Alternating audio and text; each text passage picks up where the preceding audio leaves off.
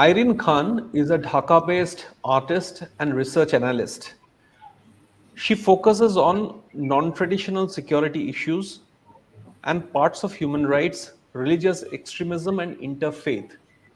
The reason I'm specifying issues that she exclusively deals on will be evident from the questions I pose to her in, in a few minutes. But Irene, first off, what do you make of the anarchy that seems to be on in Bangladesh right now, and that's making global headlines? Uh, the way I look at it from Delhi is that there was a quota protest where students in large numbers had come out on the streets to protest what they felt was an unjust quota system. There was police brutality, and the quota protests then became a 9 point agenda which they wanted. Then it became a 1 point agenda, or which in your local parlance you called Agdofa. And that Agdofa or 1 point agenda was the ouster of Hasina. Now, the process, this is broadly how we saw it from Delhi. But post post Hasina leaving the country, stepping down and leaving the country, there seems to be anarchy on the streets. There is widespread violence that's being reported in your media and also in our media. And even though Dr. Yunus is in, there seems to be complete chaos in your country. What do you have to say about that? Uh, First of all, thank you for inviting me here. It's a total pleasure to talk to you about this. Yeah, So yeah, we are witnessing history. History is in making, and it's a it's at this like it's a very different time, I would say, because it's the unity we experienced here. right. How did it happen? Like the unity of people. If like you missed experiencing it, those who were here and went to the protests, like, I'm still having goosebumps. Like they were, when someone conquers fear, I think they can do anything. And and people, this protest went to that level where they did not even fear to die. You might have seen how the first murder, Abu Yeah. Said, was killed. Yes. The videos are everywhere, Yes. and everybody was there on the street and like with their chest open, like, kill me, no bullet can stop us anymore. Right. And you might have seen that video where this young girl tried to stop a police van, a Yes. huge police van, on her own. It's the spirit. Right. You cannot ignore the spirit. So I will start from there, because Okay. this is something unimaginable. Like this unity. Um, the way it is projected right now is extremely sad, because I'm coming from that unity. Yeah, so Okay. like people don't know who don't know each other. It's not that we weren't afraid of it, or people weren't afraid of it. Those students, they were on the street, they were afraid of it, but they did not know each other, but they held hands of each other. They supported each other. They were CNG mama, we say, the tuk-tuk we have here, like three tire ones. CNG mama and rickshaw pullers were there offering free service of ambulance. They could go home, but they decided to participate. People decided to participate because that common spirit minded all together. So, so this was the spirit that made this happen. And this nobody thought who the next person is, whether he or she, or third gender or any other one, whether it's a Hindu or a Muslim or a Buddha or a Chakma or Garo or anyone. We nobody thought about that. There were like hundreds and thousands of people on the street, and it like nothing happened. I was in the street walking, and like I did not encounter a single unwanted or unexpected touch or look or great gaze or anything. It was that organized and that beautiful and that respectful. Um, and nobody saw who the next person was. So the anarchy you were talking about, uh, we went towards almost towards a civil war. Like our own people were killing each other, and it looked like the the last few weeks from 15 July till now. It was like every moment things were changing. We did not know. We lived with that uncertainty. Like people could not sleep. We were all together, but we bonded on this common crisis. Um, so we did not think of religion at that time, or Right. even afterwards. Okay. Um, I would say that the communal conflict or this attack on minority groups, why would the claim goes to the opposition party again?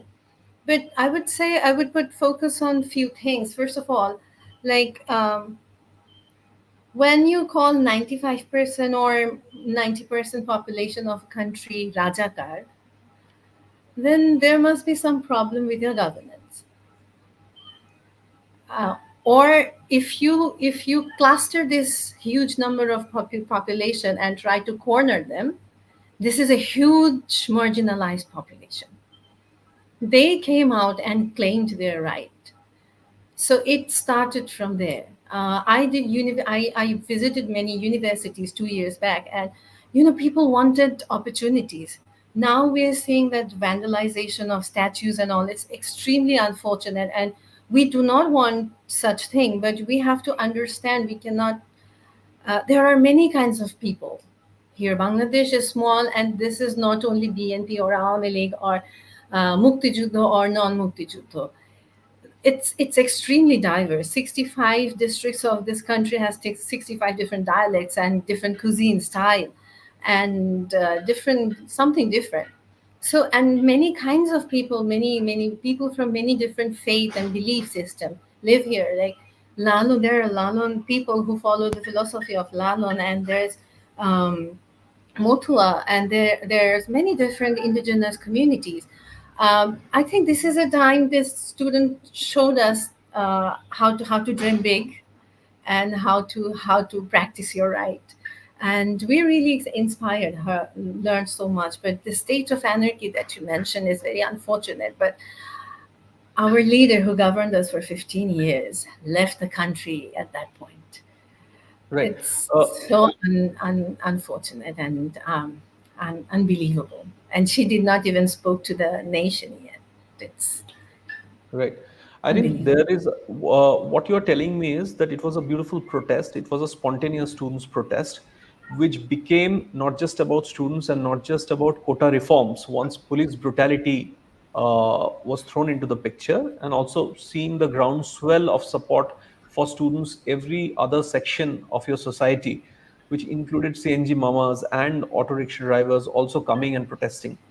uh, what I It's not just about Hindus. What I'm saying, trying to ask you is that when you want to replace one system or one way of governing a country with another, you hope for a better tomorrow. What I'm saying is, looking at visuals from Bangladesh, and not just Hindus, general anarchy on the street somewhere, as a vocal supporter of the protest, you have lent yourself and your art to the protest. We'll come to that in a bit. Is there in you a sense of disappointment, that that feeling you have, that did I do it for this? That's what I was trying to ask you. That those dramatic visuals were shown in sections of Indian media, in large sections of Indian media, where students are come out on the streets and facing up to the police and paramilitary military. We had also reported, to a large degree, the brutality, the crackdown on students. But now that Hasina is gone and there is anarchy, do you somewhere feel a sense of disappointment with what's happening now? Not at all. Not at all. Okay. Because um, Bangladesh is a land of Jowar Bhata. So it's the both the sides are there, and Okay. you cannot Jowar talk Bhata. about You said one Jowar without Bhata. talking about the other, Right. because when the houses of the minority the groups were in attack. And not only minority, some of my friends' houses got attacked as well, those who are Yes. Muslims and not even minority. Yes. Even Rahul, we call him Rahul, and he's a famous artist and musician. They create their own instrument with the local things. So his house got torched um, for no reason. So we do protest against that. This is not the end. This is a new chapter and just the beginning. But why am I am not disappointed? Because, and again, when we saw this was happening, it's the protesters got divided into groups. Those who were on the street for weeks, they're tired. But the beauty of this network, of this generation, of this chain, of this blood, is that they are here to for people, for each other. We want to create a Bangladesh where people are safe. We can talk, speak our mind, practice what we want to practice, and together we cannot we learned it that we cannot leave anyone behind. We learned it, but of course not everyone thinks the same. And the point of hope is that it's again the student and these people and the community people who are providing security to each other. Like from 15th August till today, police is not in our favor. So and then for last few days there were no police on the street. So Yeah. but still, if you see the bigger picture, like 170 million people live in this small area. Anything could have happened. The way she left the country in a war situation. Even like the night before, there were curfew and like more than 100 people died, and we did not know who was killing who and where and why. And then the next day, we were waiting, like what might happen, we don't know. And we were ready to go on the street for protest. And then we heard here that there's a curfew and we cannot go out. And she left without saying anything. And yeah, her people were, Chhatra, like men were there fighting on the street. Like she has put them in danger.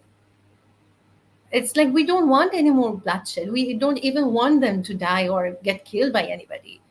We are all together. Like we are the same people. But there are reports saying that Army League, and not just reports, those incidents have happened, that Army League workers, leaders have been under attack post Hasina's exit, a very dramatic exit from your country. Uh, would it be fair to say that there's a sense of gloom and doom among Army League's rank and file currently? It's hard to say what's happening there. I'm not very much aware of it, but it's unfortunate. We don't want anymore. That was the purpose of this protest, to like why people got on the street, that stop killing people. That's what we wanted. Stop killing people. There's jurisdiction. Like if you have any problem with anyone, like we should practice our democratic rights. But that was the problem with this regime, and the core core crisis that bonded everybody, that we wanted freedom, not any more suppression. Would you accept that there is a possibility that a student's protest was hijacked by groups with other agendas? Would you think that that could have been a possibility? Like within the protests, the first year is protest for removal of quota, but behind that there were other agendas at play. Well, no one could oppose. It's like it was an opportunity for everyone, those who had opposite views, to come Right. together and use this platform. And it's very inevitable, because it's not that protests didn't happen before. We had protest, Shahbag protest in 2013 or 14, during 2014, and then 2018 there were two protests. The first phase of quota system, and then there was a road safety movement. And the beautiful thing is, those children who participated in the road safety movement are the one who participated in this quota system movement. Like they grew up and became this, went to the universities. So there were protests, but we did not have freedom of expression. We were really afraid of, we did not know what to say, to who, to what. And you know, when there are bars like this DSA Act, Digital Security Act. So so all kind of people who had different views and had complaints, they all came together. So hijacking this revolution, one like our lead, like I would say, former Prime Minister Sheikh Hasina did not speak to us, but her son spoke on her behalf and said that Bangladesh would become Pakistan. That's a very terrible thing to say. And why would Bangladesh not become Bangladesh, just Bangladesh? You know, why we have to become India or Pakistan? That's a terrible thing to say. But there, like, it was a 15-year reign, and it did not take a day to collapse everything because things were already like already not working. Institutions were already broken. Education system was not working. The dropout rate from the schools were extremely high. Child marriage was increasing. So security issues was a concern. So there are many issues, and definitely everybody would want to use this platform. But I'm glad students are still together and people are still together on on this common agenda that we want reform and we do not want to replace one autocratic government with another one. And there are slogans like no more BNP Jamaat and no more politics with religion and all. We want to, like, these are the demands from the student that is coming from them, that we want to stick to our decision, our demand that we want a free and fair Bangladesh. Do you think the once the interim government is in place, these visuals that we are seeing from Bangladesh and the news that's coming out, news of attacks on houses, not just houses of minorities, also houses of Muslims and former Army League or current Army League workers and leaders, they would come down because I hear that many of the police stations are unmanned, and there is a sense of lawlessness in the streets, and people, ordinary citizens, are afraid of stepping out. It may not be that bad in Dhaka, but outside there is a sense of having no protector because there are no police stations which are really functional. So do you think once the interim government begins its operations in Bangladesh, things would be better? We are hoping so. We are hoping so. We would be led by Nobel laureate. So that's an opportunity, and also he we would be a different kind of leadership, I'm sure. And we are hoping that we this new system that will include every pockets of the society. So that's why I began with that it is just the beginning of a new chapter. It's not that everything, like, we had many challenges already. It's not that we did not have any challenge before. So we do not want more, and we want to work on solving those. So the protests are not over yet. We had this.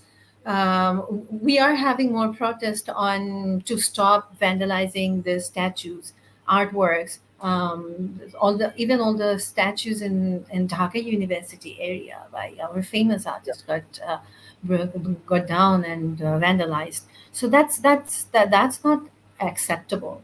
And Right. we are raising voice against that as well. And we want a representation from this art and culture community, even in this advisory group and in this interim government. There's all sectors of the society are presented in this new system. Yeah, Right. people are still with that spirit. Yeah. Right. Your art has often pushed the boundary. We'll come to that in a bit. But before that, just for viewers in India, there are these dramatic visuals of Sheikh Mujib's statues being pulled down. What's your take on that? Yeah, that's really sad. But it reminds me of, like, how the statue of Gaddafi got down, how Saddam's statue got down, right? It's just similar visuals, and it's very unfortunate. But how to get out of this. It's not that we do not have this group in our country who do not like statues. It's we have this problem. There is no denial of it.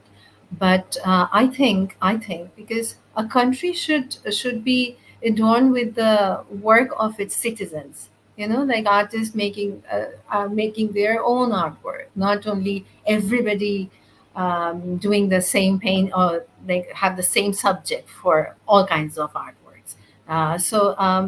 And if people are included in the process, they would value their work. So I think when artists make their own work, which is not dictated but created, or like engineers might have a robot in one of the squares or somewhere. So a city should exhibit works of their people, not like only one image to create. Yeah. Right. Uh, while talking about the statue of Sheikh Mujib being pulled down, you spoke about Saddam and Gaddafi. They are widely regarded as dictators. Yeah. From the do you is that how you look at Sheikh Mujib? Do you think because he's also looked at as the founding father, as the man because That's of the, whom oh no, Bangladesh? of course not. Well, there's that's the sad part. Like the way his Dhanmondi Yes, 32 32 house was Dhanmondi. torched. Yes, It's a part of our history. It's yes, unacceptable. That's what I'm saying. Like it's unacceptable. But the reason I mentioned that, it's the rage of the people. yes. It's of course he will always be the father of the nation, and his contributions cannot be denied. And of course, Sheikh Hasina's contribution will not be denied. But how it ended is like it's all the history. But that's really sad. But yeah, the dictatorship was the regime. I would focus more on that. Yeah. Right. Do you think Bangladesh is a very young country, and there are ways of looking at, especially from an outside prism. There are ways of looking at a country. Do you think the youth of Bangladesh have moved on from the glorification of 1971 and what happened that Absolutely, absolutely. tumultuous year? Absolutely. You would see the young generation have use Japanese art style, use Japanese poetry style, or Korean animation, or they're learning a lot of the kids speak Japanese in Bangladesh or Korean. It's the influence of global market, global entertainment, and people are so much synced with it. Of course, people are proud, but this hatred and this division did not trickle down to this new generation, I think. Right. Talking about your own art, there's one particular painting of yours that became very famous and also infamous during the quota reforms protests. You had drawn Sheikh Hasina as Chondi, and I think there were some both from your country and India. There were some voices which disagreed with it. Yeah. Do you want to? Would you like to explain in why you did it and the purpose behind it, and also what did you make of the comments that came your way which were not favorable to the painting? Okay, so well, I don't know whether it became famous or not, but purpose of an art is to create reaction. Maybe that was the reaction people had, but the conversation was going towards a different direction at a time when I wanted to focus on a different part of my work or what was going on in my life, which was what was happening in Bangladesh, this revolution. We were stuck in there were curfew. We did not know what was happening, and many of our brothers and sisters were injured and killed. Um, and we were all feeling extremely sad. Could not sleep. We could not do anything. So it was how I saw her at that time was the instruments she used. I put that in her four hands, like the bamboo stick and gun and what is that? I'm Yeah, dying. that's a kind of sickle. it, Yeah, it's sickle thing. basically weapons, lethal What? weapons sort of. Yeah. Yeah. So and it felt like a tandav, the way we say it in Bangla. Tandav, we also use this word tandav, right? So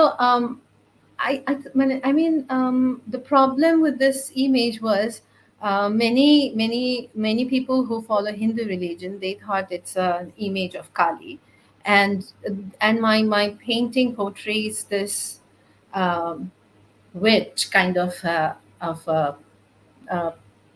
entity which do not have a gender. It does not have any, like, body do not have any genital or anything. And but it was like with white hair and a bit older, and the tandav.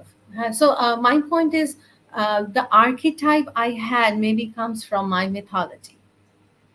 Right. That I channel that, right? It's my psyche. So Right. Hindu mythology is my story as well. I am the people. I am a human. I'm a person of this soil, of this earth. So these stories are in my archetype, are in my thought process. So it is very likely to happen. I use mythology as my medium, as my language. So um so people, that was the image uh, I portrayed, the what I portrayed. And some people had the, like, one I called it a tantric witch. So problem using the word tantric with witch, because to some people they say they it is a spiritual practice for them, and many thought it's a Kali, and I portrayed it negatively by calling it, like, by portraying Sheikh Hasina into Kali. So that was the problem. And yeah, so I stand with my thought, that is, it's my archetype, and it's the story of my time. So yeah, So that's that answer then. you Yeah. saw Hasina as a tantric witch, but you of course Yeah, it was a thunder she did, the Tandav she did. bloodshed. Okay. Yeah, Right. and killing young people, young minds, and, like, like, it's very savage to me. So that the savage thing I tried to portray, maybe it, to some people, it gave a reference of Kali, but my idea was not to, not that. Yeah. Right. There are reports that a large section of your Hindu population are at the border wanting to cross over. Uh, do you think in a new Bangladesh there would be space and safety for them? Are they as equal citizens to most Bangladeshis? Not to people like you, but to most Bangladeshis, are they equal citizens and should they stay back in Bangladesh? As I mentioned, it's the students who were in the protest, we and the Right. community people, even all, it was announced through all the mosques that we should provide security to our neighbors, our all neighbors.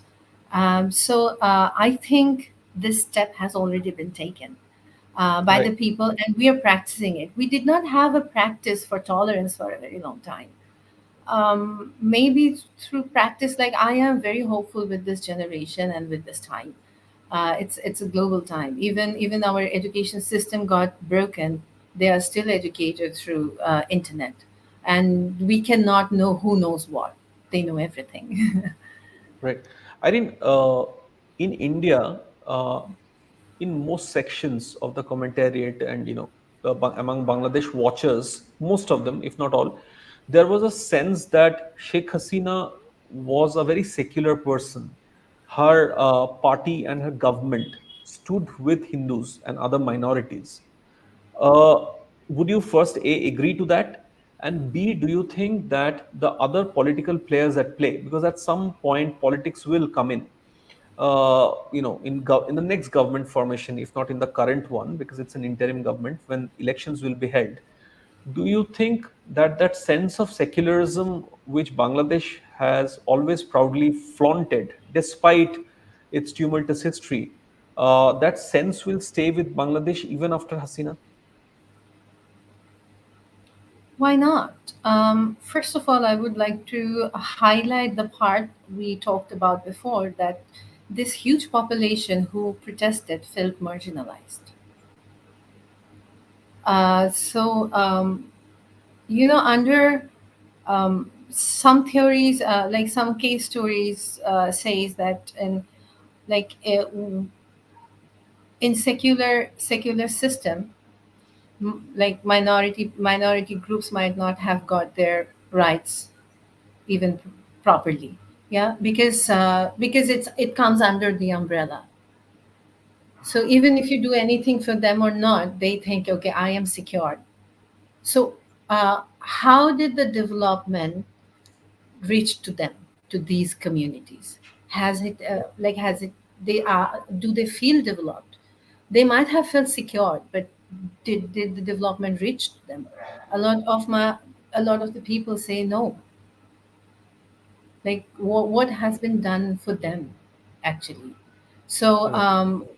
and yeah, but maybe they had a sense of security. A lot of my friends from Hindu community, they feel insecure.